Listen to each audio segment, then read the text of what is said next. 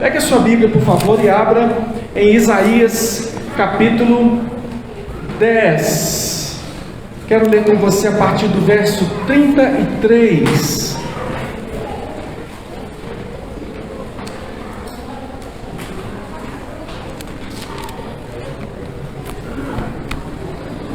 E nós vamos ler até o capítulo 11, verso 10. Do capítulo 10, verso 33, até o capítulo 11, verso 10.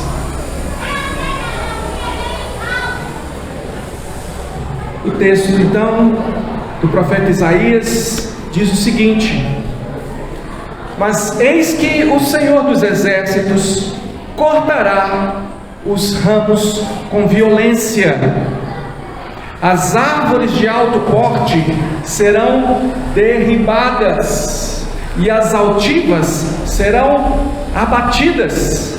Cortará com o ferro as brenhas da floresta, e o Líbano cairá pela mão de um poderoso.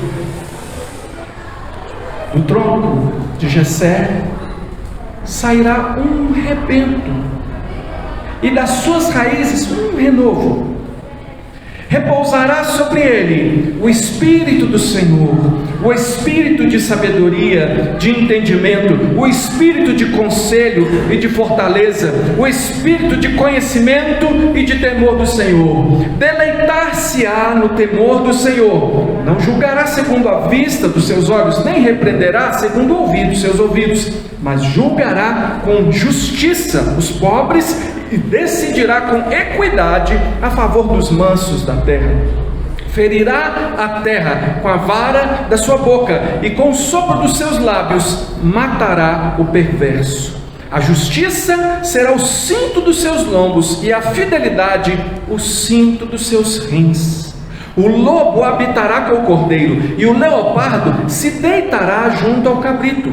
O bezerro, o leão novo e o animal cevado andarão juntos, e um pequenino os guiará. A vaca e a ursa pastarão juntas, e as suas crias juntas se deitarão. O leão comerá palha como boi.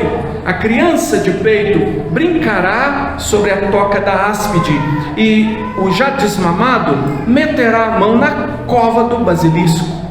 Não se fará mal, nem dano algum em todo o meu santo monte, porque a terra se encherá do conhecimento do Senhor, como as águas cobrem o mar.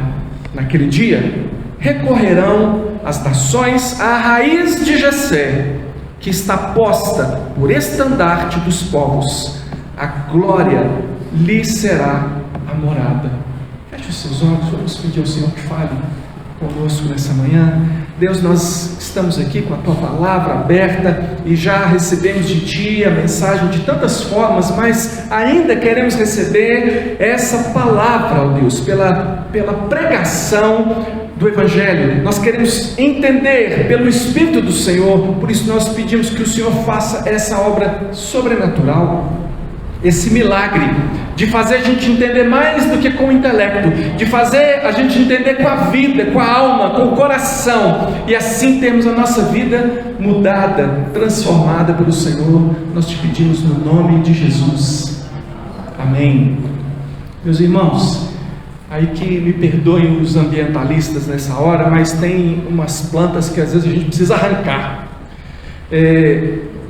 Às vezes uma planta pode se transformar num problema. Eu lembro que na década de 90, eu já contei essa história até recentemente, falei, mas eu tenho que contar de novo essa história lá, porque ela ilustra tão bem o texto que a gente está estudando aqui agora. Na década de 90, a gente tinha aqui, na casa pastoral, que é logo aqui atrás, o muro da casa era que ele tinha aquela planta que cobre o muro inteiro. Já viu esses muros que são todos assim de planta? E aquela planta era realmente muito bonita, mas ela tinha um problema, porque as raízes dela estavam destruindo o muro. As raízes elas vão se aprofundando e aquilo vai acabando com o muro. E a igreja, os irmãos administradores aí da igreja olharam e falaram: se a gente deixar essa planta aí, ela vai acabar com esse muro, nós vamos ter que fazer um muro novo.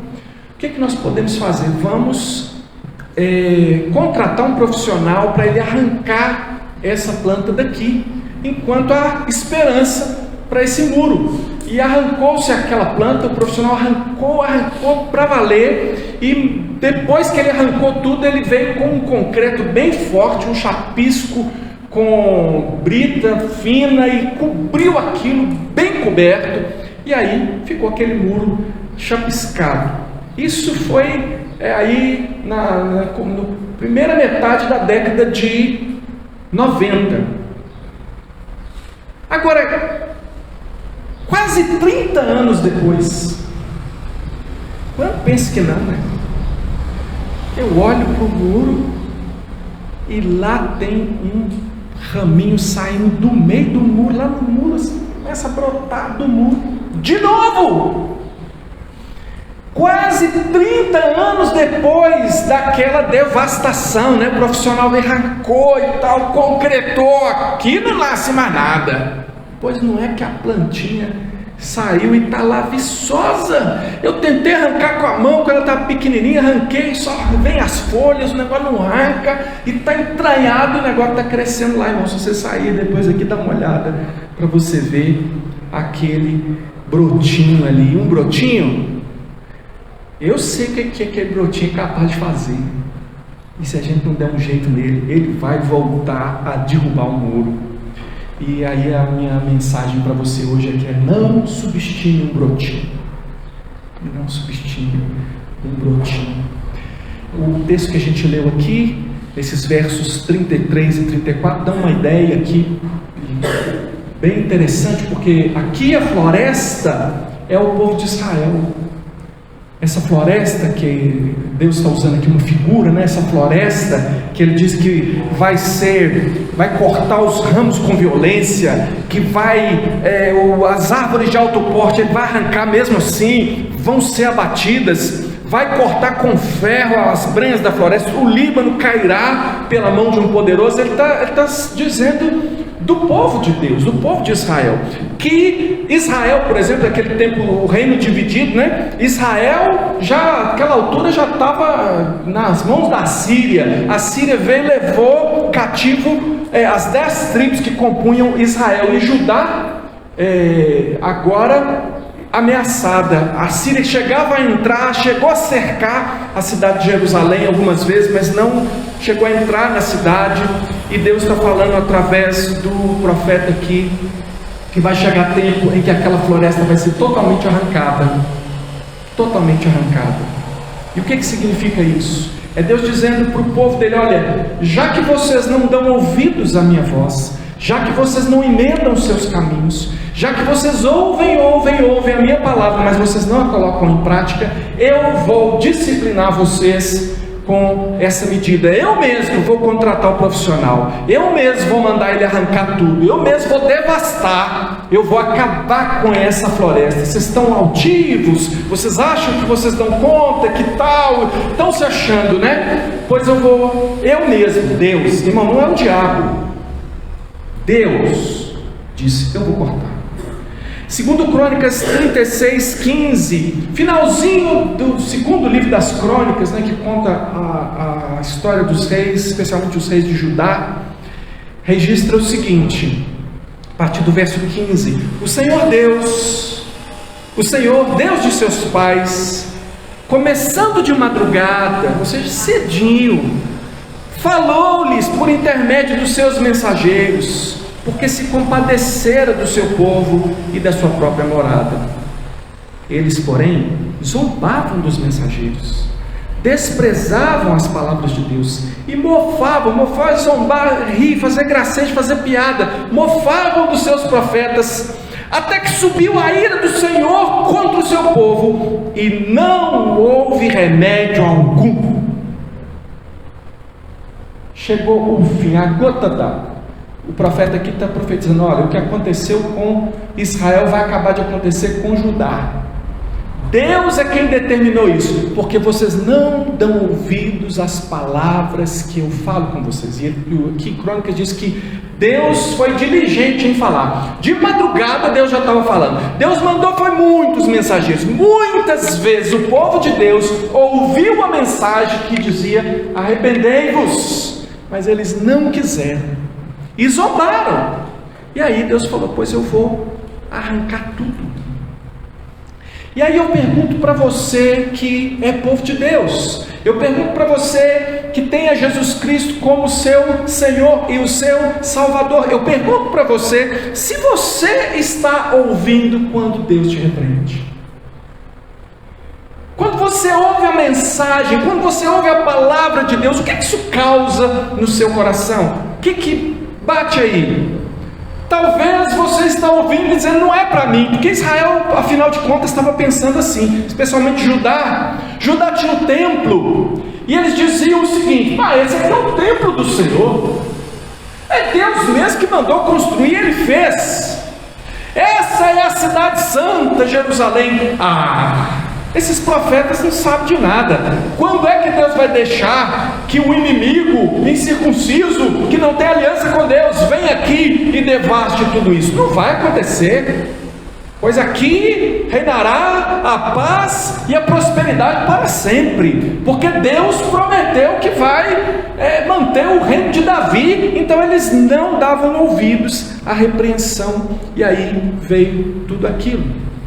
E aí eu estou falando com você, porque essa é uma mensagem para nós, não é só história para a gente saber do passado, diz respeito à nossa postura hoje. E nós temos pedido como igreja, nós temos pedido aqui ao Senhor restauração. Por isso que a gente está com esse tema, Natal é restauração. Por isso que nós temos falado tanto nessa palavra. Nós começamos a falar: Deus, nós precisamos de restauração. E Deus começou a falar: vocês precisam de santificação. Vocês querem restauração? Pois eu vou começar a mostrar os pecados de vocês. Eu vou começar a mostrar aquilo que precisa mudar na vida de vocês. Então vocês prestem atenção na mensagem que o profeta está dizendo. E aí mudem as suas vidas, porque eu sou o Deus da restauração. E aí nas quintas-feiras Deus tem nos falou por tanto tempo aí, tem nos falado sobre os pecados na nossa vida e como que nós devemos enfrentar, combater e ter uma atitude nova, uma mudança de vida e buscar a santificação. A gente não falou só arrependei-vos, mas a gente diz como é que você anda na presença do Senhor. Deus tem nos falado: olha, sejam fiéis naquilo que eu chamei vocês para fazer. Deus tem mostrado para nós áreas na nossa vida em que a infidelidade tem atrapalhado a ação de Deus, está impedindo que o Senhor nos abençoe como Ele prometeu. E aí Mateus 3,10, Novo Testamento, irmão, e diz assim a palavra do Senhor: já está posto o machado à raiz das árvores. Toda árvore, pois, que não produz bom fruto, é cortada e lançada no fogo. Irmão, Deus é justo. Ele arrancou aquela floresta, os homens, ele arrancou aquele povo, ele destruiu o povo que ele chamou de seu. A pergunta que nós fazemos aqui agora diante desse texto é: pode haver esperança para uma floresta que o próprio Deus arrancou? Será que pode haver esperança para aquela pessoa que, disciplinada por Deus, crente, mas recebeu a disciplina do Senhor, não quer me escutar não? Passa aqui, menino, vamos conversar aqui. Agora nós vamos conversar. Agora chegou. Agora não tem conversa mais. Agora você vai saber o que é a disciplina do Senhor, porque como um pai disciplina os seus filhos, assim o Senhor disciplina aqueles a quem Ele ama. E a disciplina, irmão, dói. A disciplina é na vara. A disciplina é para filhos. Você não disciplina o filho do vizinho. Você não quer arrumar encrenca, né? Você não tem nada a ver com a vida do vizinho. Mas o seu filho dentro de casa, você presta atenção, você educa, você ensina. E se ele endurecer para o mal, você vai endurecer com ele para o bem. Até nós que somos maus sabemos fazer isso. Quanto mais o Deus justo. E aí, a gente olha para esse texto, logo a seguir, depois Deus fala assim: vou passar a foice e o machado. Você vê Deus falando de esperança, e a linguagem que ele usa é um raminho, um brotinho, no meio daquela terra árida, no meio daquela floresta devastada, queimada, arrasada. Deus diz que um brotinho da raiz de Jessé sai no meio daquela devastação, e é ali que está a esperança. Um renovo. Essa palavra renovo que você lê aí, né? Um rebento da raiz, um renovo. Essa palavra que você vê aí, renovo, em hebraico é nester, e é netzer, e essa palavra é a mesma da origem da palavra Nazaré. Quando você vê os profetas, né? Você vê em Mateus dizendo que ele será chamado Nazareno, aí você vai lá no Velho Testamento, você não encontra Nazaré. Você fala: mas não, nem fala da cidade de Nazaré. Que profeta é esse que falou? Pois é aqui. Ele será chamado Nazareno, ele será chamado Nesser. Eu não sei pronunciar, né? E alguém até perguntou, né? Pode vir alguma coisa boa de Nazaré? Um candidato a discípulo de Jesus falou: de Nazaré? Um raminho da raiz? De Nazaré? O que você pode esperar? Mas Deus é que está dizendo. Eu comecei dizendo por causa do muro ali da casa pastoral, mas Deus está dizendo através desse texto aqui: não subestime um brotinho, não subestime um renovozinho, não subestime um raminho. Nazaré não dá nada. Nazaré não se levanta profeta. Nazaré. Mas e se Deus falou que vai? Esse brotinho é o bebê deitado na manjedoura. Esse brotinho é Jesus. Ali, filho daqueles dois pobrezinhos, né? Aos olhos do mundo, né? Filho de José e Maria, da família de Jessé, da família de Davi. Mas àquela altura, irmão, não tinha reino. Ninguém olharia para José e falaria: esse camarada é descendente de Davi. Ninguém falava mais nisso. Acabou o reino de Davi, acabou. Eles eram da família real, e ali estava o rei dos reis, mas sem nenhuma pompa. Não havia nele nada que pudesse nos atrair. O próprio profeta disse: mas quando ele nasce, os céus estão alvoroçados, não é? Os céus estão alvoroçados. Isso vos servirá de sinal: encontrareis uma criança envolta em faixas e deitada em manjedoura. E subitamente apareceu com o anjo uma multidão da milícia celestial, louvando a Deus e dizendo: glória a Deus nas maiores alturas, e paz na terra aos homens a quem Ele quer bem. Está em Lucas 2, 13 e 14. Os anjos não estão subestimando o brotinho. E por que é que os homens o subestimam? E eu pergunto mais: por que é que nós poderíamos ter esperança nele? Por que é que nós podemos ter esperança nele? Irmãos, aí eu começo a caminhar aqui a partir do versículo 1 e vou até o 10. Eu vejo aqui no versículo 1 simplesmente o seguinte: por que que eu posso ter esperança? Porque ele é o cumprimento da promessa de salvação. Ele é o cumprimento da promessa feita várias vezes a várias pessoas no Antigo Testamento, inclusive a Davi. Você conhece a história de Davi? Você sabe que um dia Davi amava o Senhor, né, irmão? Davi amava o Senhor. Davi tocava sua harpa, ele louvava a Deus. Ele tinha um relacionamento profundo com Deus. Nem o diabo dava conta. Quando Davi tocava sua harpa, os demônios cascavam fora. Davi, um dia ele diz assim: puxa, eu moro num palácio e eu olho, a casa do Senhor é uma tenda, porque o tabernáculo era coberto de peles, era uma tenda. Ele olhava para o palácio e falava: não tem condição, o rei mora em tenda, e eu que sou um vassalo, eu que sou um governante mandado por ele, moro em palácio, não tem jeito. Ele virou para o Natã, o profeta, e falou: Natã, vou construir um templo ao Senhor. Natã disse: boa essa palavra, Natan saiu, aí Deus falou assim: Natan, quem falou? Eu falei? Volta lá e fala para o Davi um negócio. Vai lá e fala com ele o seguinte. Davi dizia, né? Eu vou construir casa para o Senhor. Eu vou construir casa para o Senhor. Já pensou a pretensão? Eu vou construir casa para o Senhor. Eu lembro de uma vez que eu estava no seminário, já contei essa história para vocês. Minhas histórias é tudo velho, né, irmão? Vocês me conhecem, vou ter que repetir minhas histórias. Não tem tantas histórias assim, né? Estava no seminário, vida apertada, né? O Hugo não sabe disso, porque a vida dele é fácil, né, irmão? Tudo fácil. José, vem aí, José. Vem aí, dias de facilidade. Eu lá passando um aperto financeiro com a Priscila, conversando. A gente desconta e tal, a gente pode fazer assim, pode fazer assado. Aí a Júlia teve uma ideia lá, né? Ela, criança, né? Pequenininha lá, veio e trouxe aquele monte de papel que ela tinha desenhado, e pintado, e rabiscado não, né? Produzido arte em cima, né? E trouxe, porque para os pais é assim, né? Ela trouxe, que eu sempre elogiei, minha filha, que obra de arte, né? Porque para o pai é, né, gente? Para mim é, né? Vocês não sei, mas para mim, né? Aí ela trouxe e falou: você podia vender lá no seminário essas artes. Eu falei: por quê?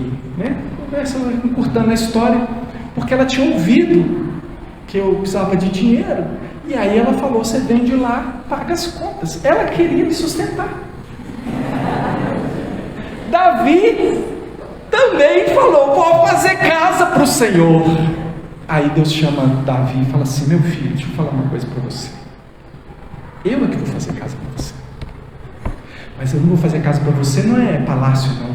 Eu vou te dar descendência. É da sua descendência, é daí que vem o descendente. Eu vou fazer casa. Não é assim que funciona. As suas artes, elas são... Eu gostei.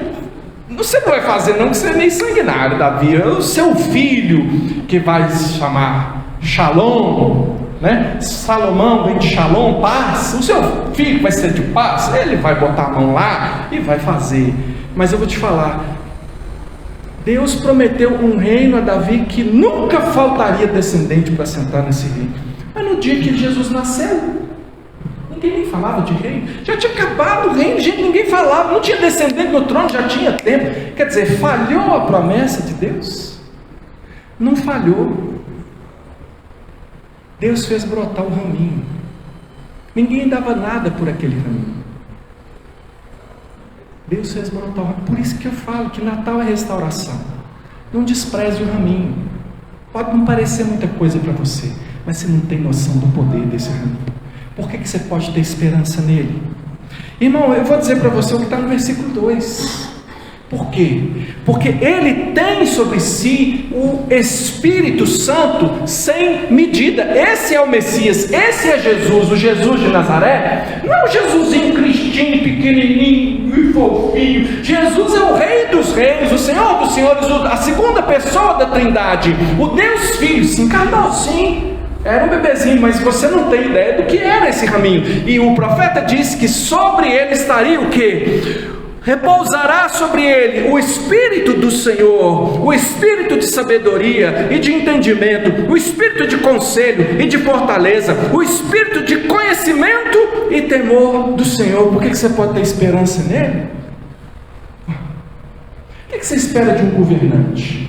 Você não olha quando você vai votar, você não fica procurando as qualificações do sujeito. Esse aí, ele tem essa qualificação, tem esse defeito, não tem mais aquela qualificação ali. Você fica lá pensando, né? Porque ele vai governar sobre você, porque ele vai mexer na sua vida, dependendo do que ele fizer lá, reflete para você. Você fica pensando. E aí, Jesus Cristo, ele veio para governar, e é ele quem governa sobre a vida dos crentes. E aí você pergunta: mas será que se Jesus governar sobre mim, ele vai me fazer bem? Será que ele tem a capacitação para fazer isso? E a palavra de Deus diz assim que nada. Ele tem sobre si o Espírito do próprio Deus. Ele tem plenas qualificações para governar a sua vida. Eu não sei o que você está fazendo. Talvez alguém aqui que ainda não tenha entregado a sua vida a Jesus Cristo, para que Ele seja o Senhor, porque só daquele de quem Ele é Senhor é que Ele é Salvador, tá? Não adianta aceitar Jesus como Salvador, não. Você já aceitou? Pergunta para o diabo para você ver se ele aceita. O diabo também aceita. Pergunta. Eu espero que você não encontre, né? Não sei se você tem encontro com ele, acho que não que ninguém aqui. Mas se você encontrar as perguntas, pode perguntar para ele assinalado assim: Satanás, você aceita Jesus como seu Salvador? Ele falou: agora, na hora. Mas e como Senhor? Como Senhor, não. Porque ele é mentiroso, é o pai da mentira, ele nunca se firmou na verdade, ele não tem nada a ver com Deus, ele jamais obedeceria a Deus, e é por isso que o destino dele é o inferno. E quando a Bíblia fala do inferno, a Bíblia fala do inferno preparado para o diabo e seus anjos, mas os homens estão com vontade. Por que está com vontade? Porque não aceita o governo do Senhor. E se Jesus não governar sua vida aqui, não adianta. Você pode fazer o que você quiser, ser bonzinho aos seus próprios olhos, ganhar aplauso de todo mundo, atravessar a velhinha na rua, dar esmola. Essas coisas são nada diante da maldade do nosso coração, que precisa ser tratado por Deus. Todos nós somos pecadores, não é você. É todos os bilhões de pessoas que estão em cima desse planeta.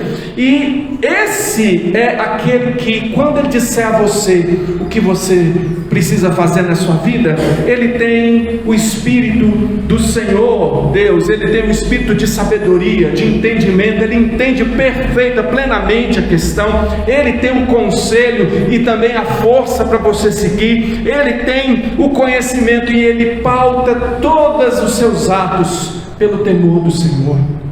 Ele estava humilhado como homem, sim, mas cheio do Espírito Santo. E eu pensando em Jesus, Jesus era o desespero do inferno, você sabe, né, irmão? Pensa os capetas olhando Jesus andando, lá vem Jesus, lá vinha Jesus andando como homem, mas mesmo assim, naquela limitação de homem, o lugar onde ele chegava, os demônios desesperavam: vieste a perder-nos, é o juízo que chegou, o juízo final. Os demônios ficavam doidos. E ali estava um homem, mas um homem pleno do Espírito de Deus. Olhar para Jesus devia dar a você e a mim vontade de ser cheio do Espírito Santo. Como é que Jesus era cheio do Espírito Santo? Por muitos motivos. Eu vou pular todas as razões divinas pelas quais ele era cheio do Espírito Santo, mas vamos falar só da prática que eu e você devíamos ter. Onde é que você encontraria Jesus se você o procurasse? Nas noites. Onde é que você o encontraria se não seria em oração? O que é que você encontraria Jesus fazendo da sua vida? Como que você veria os propósitos? Jesus falou: eu vou juntar um dinheiro que eu vou fazer uma viagem, eu vou fazer isso, fazer aquilo. Olha, isso tudo aí, Jesus até viajou a pé, né? Pelo país inteiro, mas ele sempre buscou a glória do Pai. E é por isso que ele era cheio do Espírito Santo. Estou saltando as razões aqui divinas, por que ele era pleno do Espírito Santo. Mas por que eu digo isso? Porque Deus chamou você para ser cheio do Espírito Santo. Ele não chamou você só para ser um salvo. Ele chamou você para ser cheio do Espírito Santo e para conhecer o que é o governo de Deus sobre a sua vida. Por que você deve ter esperança nele? Porque ele faz verdadeira justiça. Os versos 3 a 5 falam disso. Eles dizem que o Senhor, aqui está, deleitar-se-á no temor do Senhor, e é isso que ele viveu. Ele se deleitou no temor do Senhor, não julgou segundo a vista dos seus olhos, nem repreendeu segundo o ouvido dos seus ouvidos, mas julgou com justiça os pobres e decidiu com equidade a favor dos mansos da terra. Ele feriu a terra com a vara da sua boca. Quem resistia à palavra do Senhor Jesus? Quando vinham para até prendê-lo, ele dizia: qual de vocês me aponta pecado? Quando vieram para prendê-lo no final, né, porque nesse dia, quem me aponta pecado, eles não conseguiram pegar ele, mas no final, quando eles vieram, já estava determinado que era o momento em que ele ia ser preso e levado à cruz. Que chegaram e não reconheceram, porque quem é ele? Podia ser qualquer um. Jesus não tinha nada de especial, ele não estava de BMW, não estava vestindo a última moda, ele podia ser qualquer um daqueles homens que estavam ali, qualquer um daqueles discípulos. Os soldados perguntaram, aliás, Jesus se adiantou e perguntou: a quem vocês procuram? Eles disseram: a Jesus o Nazareno. Ele disse: eu sou. Não pensa Jesus falando eu sou. Porque você sabe que eu sou é a forma como Deus se apresenta no Velho Testamento. A Bíblia diz que os soldados caíram. Só de ouvir, você pensa, você está lá, chegou lá, amado, a Jesus Nazareno, eu sou, cai a soldadada toda assim e levanta. Tipo, o que aconteceu? Aí ele, a quem vocês estão procurando? A Jesus o Nazareno, eu sou. Cai todo mundo de novo, levanta. Sou eu. E se é a mim que buscais, deixaria estes. É isso que ele faz o tempo todo comigo e com você. Porque o diabo quer prender, o pecado quer prender, tudo é feito para prender e para massacrar e para crucificar você. E o Senhor Jesus é o Salvador, porque ele também é aquele que substitui, ele entra na frente e fala assim: deixa aí o Cadu embora, pode levar eu. Você está entendendo? Esse é o Senhor, e Ele aqui diz que, por que eu tenho que ter esperança? Ele faz verdadeira justiça, Ele não baseia suas atitudes em outra coisa, senão no temor do Senhor. O temor do Senhor é o princípio da sabedoria, o temor do Senhor é a lei do Senhor, a lei do Senhor é perfeita. Aqui está o caminho que nós perdemos, irmão. Depois do jardim do Éden, a gente saiu estrupiado de lá, não saber mais o que fazer da vida. Quando a gente resolve acertar, a gente erra mais ainda até. Mas Ele é o caminho e a verdade e a vida. O temor do Senhor é a palavra do Senhor, é conhecer o caminho de Deus para você acertar. Ele não julga segundo a vista, Ele não faz acepção de pessoas. Você não vai convencer Ele com dinheiro, você não vai convencer Ele com sua pseudo-bondade, você não vai convencer Ele com seu intelecto. Ele amou e pronto. É o amor dele que faz a diferença. A gente não consegue nem explicar, a gente só diz que é. O amor do Senhor, Ele faz com que os mansos herdem a terra, e Ele diz: os mansos herdarão a terra e se deleitarão em abundância de paz, mas Ele destruirá o ímpio. Não fica achando, e é bom falar agora, né, que Jesus é Papai Noel. Papai Noel só tem saco de bondade, né? Do saco do Papai Noel só sai presente, não é? Pois Jesus Cristo diz claramente na Escritura que vai chegar o dia em que Ele dirá: apartai-vos de mim, malditos, para o fogo eterno.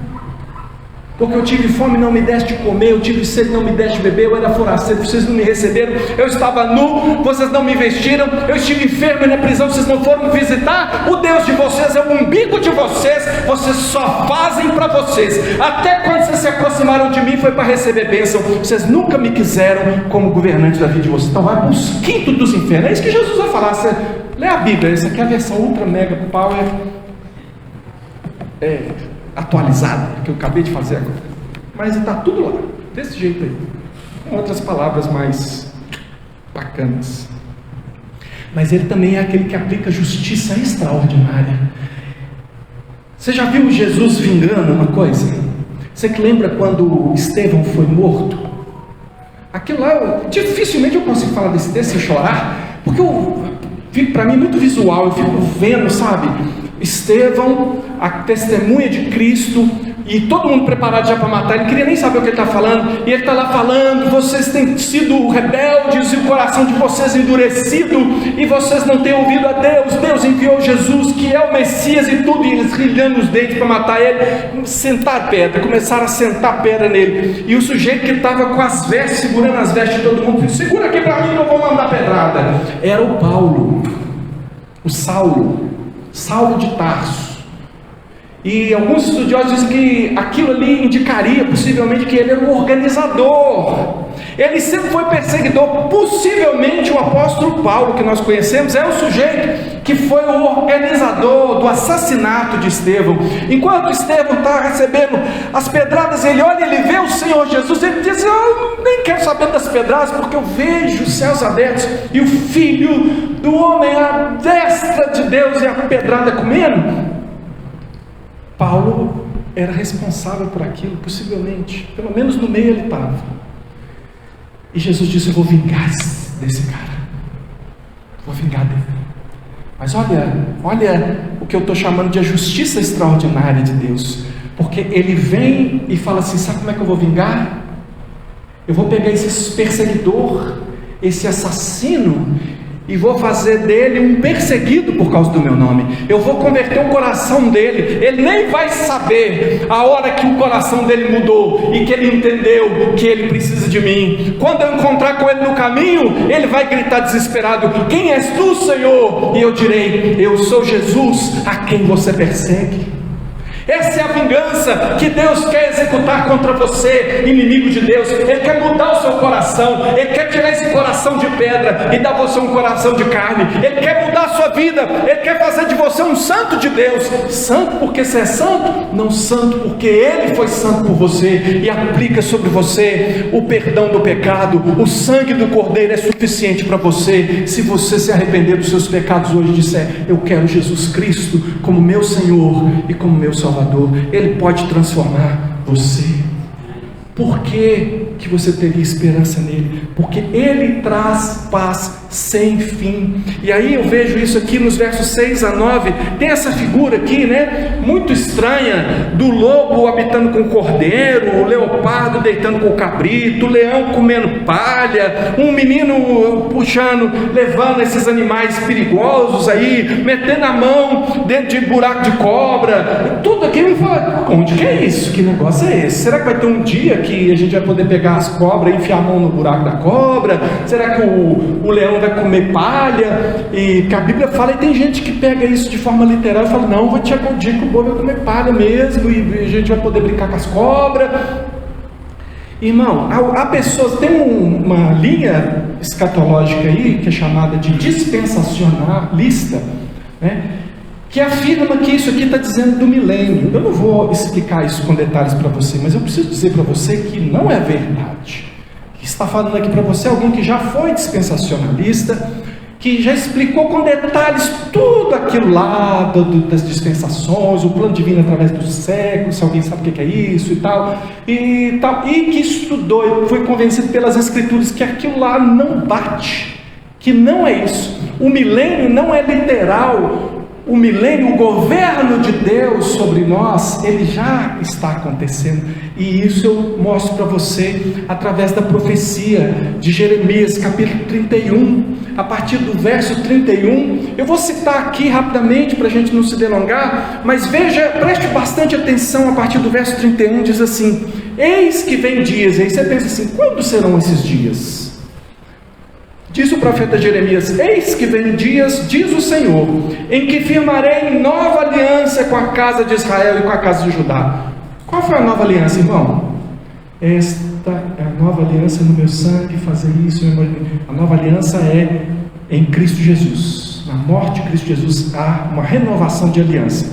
Farei nova aliança com a casa de Judá, não conforme a aliança que fiz com seus pais, no dia em que os tomei pela mão para os tirar do Egito, porquanto eles anularam a minha aliança. Não obstante, eu os haver desposado, diz o Senhor, porque esta é a aliança que firmarei com a casa de Israel. Olha como que vai ser essa aliança.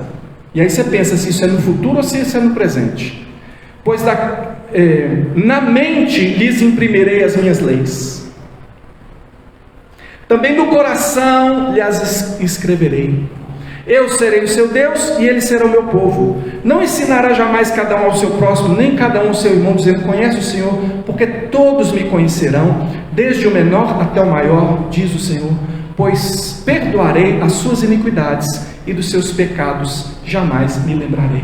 Irmãos, o cumprimento disso é naquele reino que João Batista veio pregando: arrependei-vos porque está chegando, é chegado o reino de Deus. Jesus disse: arrependei-vos porque está chegando o reino de Deus. Mas não chegou com Jesus? Não, completou com a descida do Espírito Santo.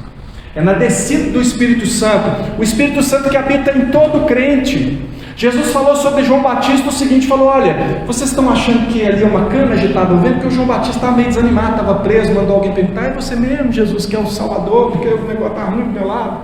Aí Jesus falou: aqui, não desanima com o João Batista não, dos nascidos de mulher não tem nenhum maior que ele.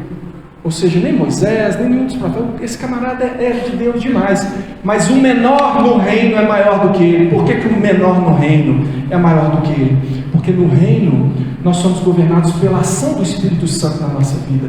O Espírito Santo foi derramado sobre a igreja, para que todo crente possa ter como habitação permanente a pessoa do Espírito Santo. Assim como Jesus era habitado pelo Espírito Santo, nós também somos habitação do Espírito Santo. Isso é diferente do passado. Essa é a nova aliança. E o governo não é mais por uma lei que está escrita, mas por um convencimento. O Espírito Santo nos convence da verdade, ele nos leva à verdade, ele nos constrange. Você está ouvindo essa pregação? Você está sendo constrangido pelo Espírito de Deus, que opera de uma forma como nunca. Ele trabalha na vida de muitos.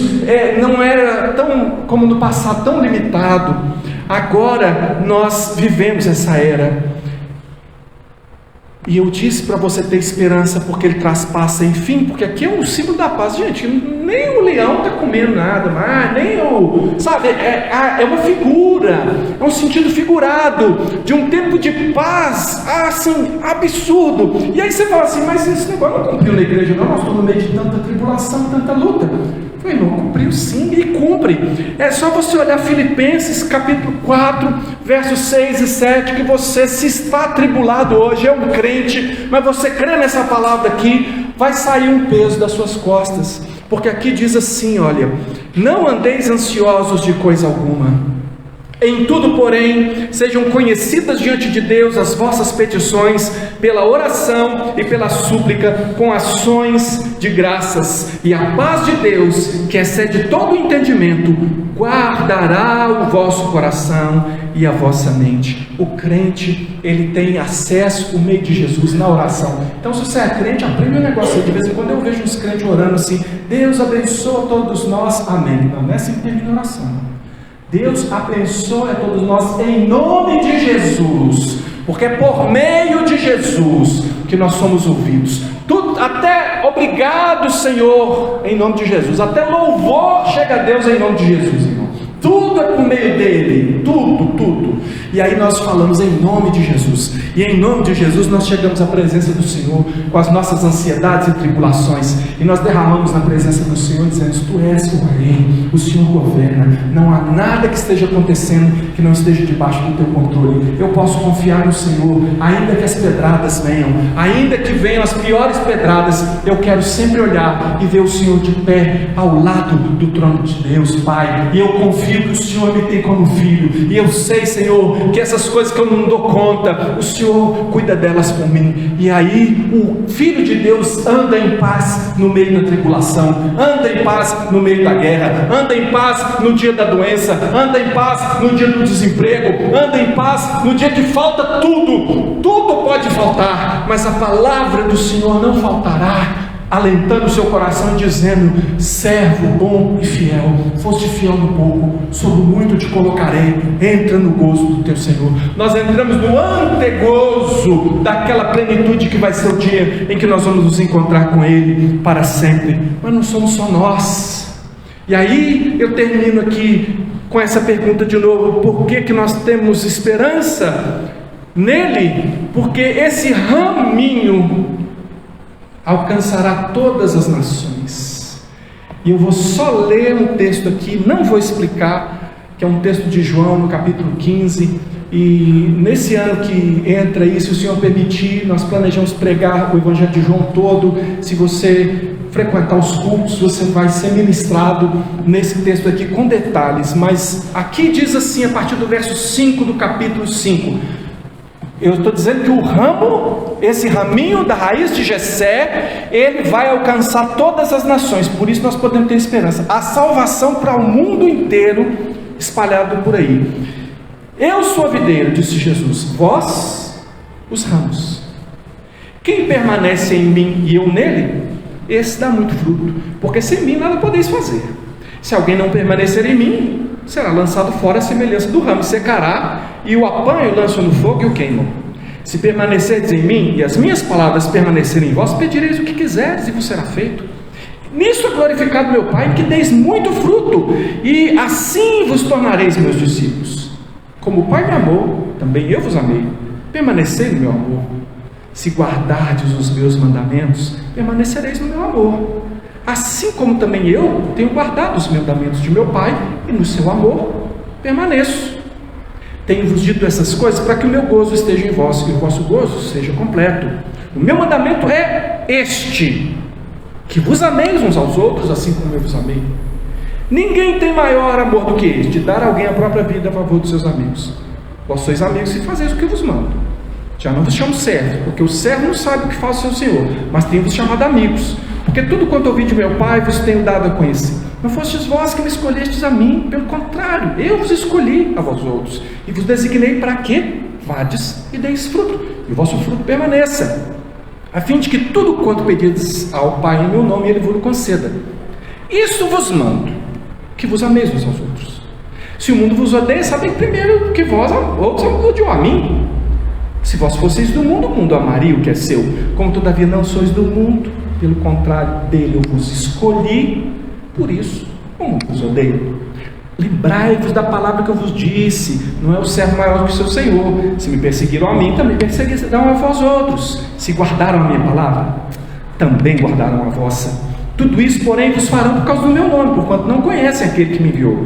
Se eu não viera, nem lhes houvesse falado pecado, não teriam. Mas agora, não tem desculpa do seu pecado. Quem me odeia, odeia também meu Pai. Se eu não tivesse feito entre eles tais obras, quais nenhum outro fez, pecado não teriam. Mas agora, não somente eles têm visto, mas também odiado, tanto a mim como ao meu Pai. Isso, porém, é para que se cumpra a palavra escrita na sua lei: odiaram-me sem motivo. Quando, porém, vier o Consolador, que eu vos enviarei da parte do Pai, o Espírito da verdade, que dele procede, esse dará testemunho de mim, e vós também testemunhareis, porque estáis comigo desde o princípio. Eu só quero concluir aqui dizendo que nós somos os ramos, então nós somos a continuação do tronco, a continuação desse Senhor aqui, que é a raiz de Jessé. Nós somos os ramos enviados a todas as nações, os ramos que se estendem pelo mundo todo somos nós. Nós temos o Espírito Santo e nós devemos testemunhar, que ele disse: vocês vão receber o Espírito e aí vocês vão testemunhar. Lembra quando Jesus, os discípulos falaram: Senhor, então agora que conclui tudo, o Senhor senta no trono de Israel, vai governar para sempre. E agora ele falou assim: não, você não sabe de nada ainda. Não vos compete saber tempos ou épocas que o Pai reservou pela sua exclusiva autoridade, mas recebereis poder ao descer sobre vós o Espírito Santo, ou seja, vocês vão receber poder para quê? E sereis minhas testemunhas, tanto em Jerusalém como em toda a Judéia, Samaria, até os confins da terra. Devemos testemunhar. Mateus 24:14 diz: e será pregado esse evangelho do reino a todo o mundo para testemunho a todas as nações, e então virá o fim. Jesus veio, Jesus voltará. Entre esses dois momentos nós temos que pregar o evangelho. Então, eu digo para você hoje: não subestime o brotinho, não subestime o renovo, não subestime esse galinho de planta que é o Senhor Jesus. Não subestime o poder, a autoridade e a graça de Jesus para fazer nascer um raminho no meio de uma floresta queimada e tomar toda a terra de novo, e toda a terra se encherá do conhecimento do Senhor como as águas cobrem o mar. Hoje ainda a igreja está pregando mundo afora, por todos os cantos, o evangelho do Senhor Jesus, para que toda a terra e todo lugar se ouça e a terra se encha do conhecimento do Senhor. Por isso, irmão, nós celebramos Jesus. Ninguém precisa celebrar tanto Jesus como um crente. O Natal é restauração, que é Deus restaurando a nossa vida. Apesar de sermos floresta devastada, e talvez você seja, por causa dos pecados que estão controlando a sua vida, por causa das coisas que precisam mudar e você ainda não tomou a decisão de mudar, não buscou a força, o poder do Senhor Jesus para a mudança da sua vida. Mas eu quero que você saiba que mesmo numa floresta devastada, mesmo nessa floresta, Deus quer fazer nascer um renovo, um broto, um raminho poderoso, capaz de transformar a sua vida. Nós fomos chamados para duas coisas: para santificação e para missão. Nós precisamos da nossa vida restaurada. Por isso nós estamos buscando restauração, para vivermos uma vida de santificação e para que afinal nós cumpramos a nossa missão. Por isso que a nossa palavra de ordem nesse momento, e vai ser nossa palavra de ordem no ano que vem todo, é restaurar para avançar. Essa é a ordem do dia, restaurar. Eu preciso de restauração. Antes de sair pelo mundo, antes de fazer 1000 coisas em nome do Senhor, eu preciso ser um homem de Deus, eu preciso ser uma pessoa na presença de Deus, eu preciso restaurar o meu relacionamento com Deus, eu preciso que aquilo que foi quebrado seja consertado pelo Senhor, e eu estou disposto a me humilhar, eu estou disposto a andar no caminho que Deus está dizendo, fazer o que Ele disse que é para eu fazer, porque eu quero ser restaurado. Se você também quer, eu convido você para ficar de pé, para nós orarmos e clamarmos ao Senhor. Senhor, eu sei que esse raminho aí, ele pode arrebentar até com concreto, ele pode arrebentar com tudo, com o coração de pedra. O Senhor pode fazer de mim, Senhor Deus, e a palavra do Senhor diz que o Senhor é quem efetua em nós tanto querer como realizar. Então fala, Senhor Deus, se me faltar vontade, coloca vontade no meu coração. Se me faltar força, me dá força. E eu sei que o Espírito do Senhor repousa sobre mim, e eu creio que Ele vai fazer algo poderoso para que eu consiga fazer e frutificar aquilo que não é fruto natural meu, porque é fruto do Espírito Santo. Vamos orar? Oh Deus, nós clamamos a Ti, Senhor, clamamos, invocamos o nome do Cordeiro, o nome do Senhor Jesus, pedimos graça e misericórdia sobre a nossa vida, pedimos salvação sobre nós, Deus, mas nós sabemos que a salvação passa pelo governo do Senhor. Governa sobre nós, Senhor Deus, porque no nosso próprio governo a gente só conseguiu devastação, a gente só conseguiu disciplina da parte do Senhor. Deus, se há consertos a serem feitos, mudanças a serem feitas na nossa vida, nós clamamos em nome de Jesus, que a nossa vida seja transformada, que a nossa vida seja mudada. Estende a Tua mão sobre a nossa vida, Senhor. Nós queremos, ó Deus, que esse renovo, esse brotinho desprezado pelo mundo, ó Deus, mas que nós conhecemos o Seu poder, Ele se entranha em nós, com raízes profundas, ó Deus, em que Ele tome todos os espaços da nossa vida, e que o Senhor traga vida onde havia devastação, o Senhor traga vida, traga novo alento, nova esperança, traz sobre nós restauração. Ó Deus, nós temos ouvido a Tua palavra, nós temos ouvido a Tua repreensão, e nós dizemos, Senhor, somos pecadores, pedimos perdão pelos nossos pecados em nome de Jesus, pedimos que o Senhor não desista de nós, pedimos que esse raminho, que é a nova igreja também, possa frutificar, Senhor, possa crescer, possa alcançar aquele que é o propósito do Senhor, que nós alcancemos. Deus, queremos, Senhor Deus, assumir a missão, que não é do bairro, não é da cidade, mas é do mundo. Ó Deus, o Senhor não tem fronteiras, o Senhor é quem sabe onde cada um de nós vai atuar, onde nós seremos enviados, como nós tocaremos o mundo com a palavra do Senhor, de modo a encher essa terra do conhecimento do Senhor, como as águas cobrem o mar. Estende a Tua mão sobre a nossa vida, Senhor. Nós clamamos, pedimos graça e misericórdia, e que a graça do Senhor Jesus, o amor de Deus, o nosso Pai, e a comunhão do Espírito do Senhor seja sobre todos nós, sobre o povo do Senhor, em toda a terra, agora e sempre. Amém. Amém. Deus abençoe você. Não é para você confiar em si mesmo, mas acredita no raminho, acredita no renovo de Deus, acredita no poder de Deus. Mesmo que você olhe e fale assim, não tem muita esperança, mas se você crer na raiz de Jessé, nesse ramo que é o Senhor Jesus, aí ó, Deus abençoe a sua vida, em nome de Jesus.